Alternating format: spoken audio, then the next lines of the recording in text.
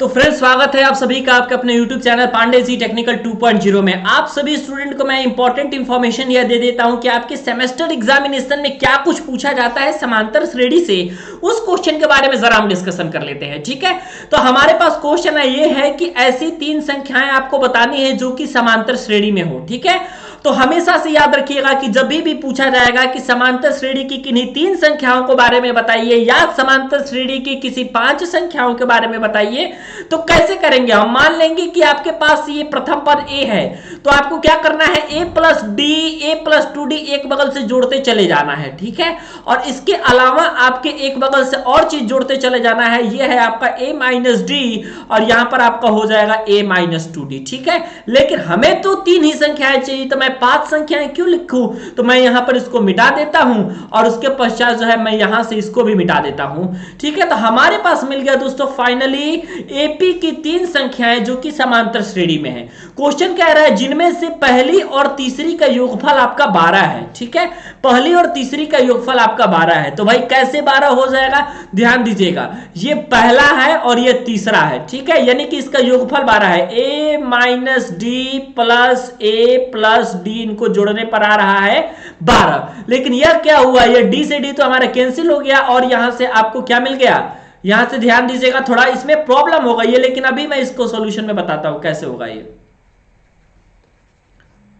एक सेकंड सभी स्टूडेंट, 12 कैसे हुआ भाई, तो मुझे पता है कि d से d तो हमारा कट गया है। अब जब हमारा d से d कट गया है तब तो ऑलरेडी ये 12 हो जाएगा। कैसे 12 हो जाएगा, यहां पर बताइए कि हमारे यहां पर 2a इज इक्वल टू, ये 12 हो गया तो 2a इज इक्वल टू 12 था, a इज इक्वल टू 6, हमें a इज इक्वल टू 6 मिल गया आराम से।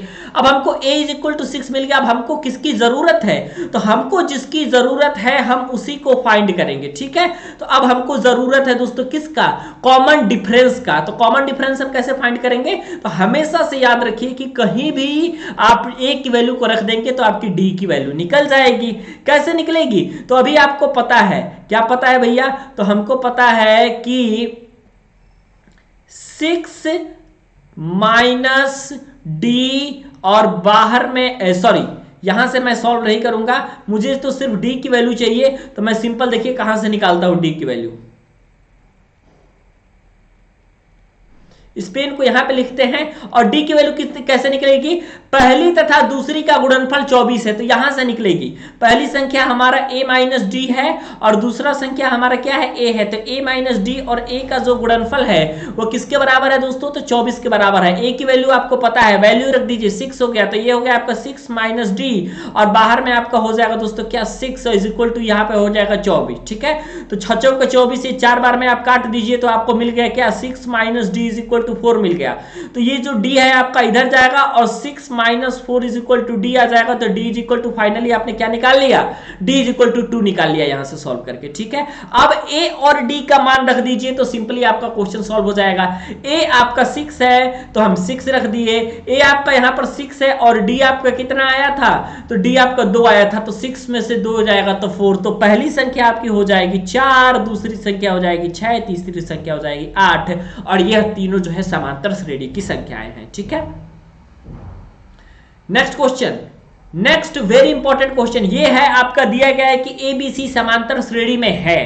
ठीक है, तो ABC यदि समांतर श्रेणी में है तो आपको बताना है कि 1 upon BC 1 upon CA 1 upon AB भी समांतर श्रेणी में होगी। ठीक है, अब यहां पर देखिए शानदार तरीका मैं बताऊंगा, ABC समांतर श्रेणी में है। अब यहां पर समझ जाइए क्या तरीका है भैया, ABC से भाग देने पर, ये जो क्वेश्चन तरीका किताब में बताया गया है उस पर मत जाइए, ABC से भाग देने पर, यहां पर भाग दीजिए ABC से भाग देने पर, तो A अपॉन ABC कॉमा में b upon A B C comma में c upon A B C. Clear हो गए आप लोग। अब a से a काटिए, b से b काटिए और c से c काटिए, तो आ गया कि नहीं आपका, क्या आ गया भाई मेरा, आ गया आपका 1 अपॉन बी सी कमा 1 अपॉन ए सी कमा 1 अपॉन ए बी, यह भी समांतर श्रेणी में होंगे। एक सेकंड के अंदर प्रूफ हो गया ना। तो इस तरीके से दोस्तों सारी चीजें होती है, तो हमेशा से याद रखिएगा इन सारे कॉन्सेप्ट को। अगला दोस्तों कॉन्सेप्ट देखिए क्या है, समांतर श्रेणी के पीवा पद q है और क्यूवा पद आपका p है, तो सिद्ध करना है कि आरवा पद p plus Q minus R होगा। कैसे सिद्ध करेंगे, हमेशा से कोशिश करिएगा कि जो आपका गिवन स्टेटमेंट है उसमें से हम a और d की वैल्यू को निकाल लें, मतलब कि समांतर श्रेणी का पहला पद और कॉमन डिफरेंस को निकाल ले। तो हम मान लेते हैं दोस्तों, क्या मानते हैं हम यहां पर, मान लेते हैं समांतर श्रेणी का पहला पद ए है तथा कॉमन डिफरेंस डी है। तो पीवा पद क्यू है, तो Q is equal to A plus P minus one into D. Simple आपको फॉर्मूला आप यूज कर लेते हैं, T N is equal to A plus N minus one into D से। यही तो आपका फॉर्मूला है, A plus N minus one into D से सॉल्व कर लिए। अब यहां पर है कि आपका क्यूआ पद पी है, तो P is equal to A plus Q minus one into D, आपका इक्वेशन नंबर सेकंड हो गया। अब आपको इक्वेशन नंबर सेकंड में से इक्वेशन नंबर फर्स्ट को घटा देना है, तो ये आपका हो जाएगा P minus Q is equal to D Q minus P. कैसे हो गया भैया, तो घटाए हैं और माइनस कॉमन लिए हैं, ठीक है। अब यहां पर देखिए डी इज इक्वल टू आपका क्या आ जाएगा, पी माइनस क्यू, और हमेशा से याद रखिए क्यू माइनस पी है, माइनस कॉमन ले लीजिए, पी माइनस क्यू हो गया, माइनस माइनस कट गया, पी माइनस क्यू से पी माइनस क्यू कट गया, तो डी इज इक्वल टू आपका माइनस वन आ गया, ठीक है। तो यहां से आपने निकाल लिया D is equal to minus one, okay. अब D is equal to minus one जैसे ही आप वैल्यू को रखते हैं तो आप पा लेंगे A is equal to P plus Q minus one. Simply श्रेणी का आरवा पद ज्ञात करना है, तो T R is equal to हो जाएगा A plus R minus one into D, और ए और डी की वैल्यू को रख देंगे तो आपका ये जो गिवन प्रूफ करने के लिए था ये आपका आराम से प्रूफ हो जाएगा, बिल्कुल क्लियरली, ठीक है। इस तरीके से आप थोड़ा दिमाग लगाइएगा कि समांतर श्रेणी के क्वेश्चन को हम कैसे प्रूफ करें, ठीक है।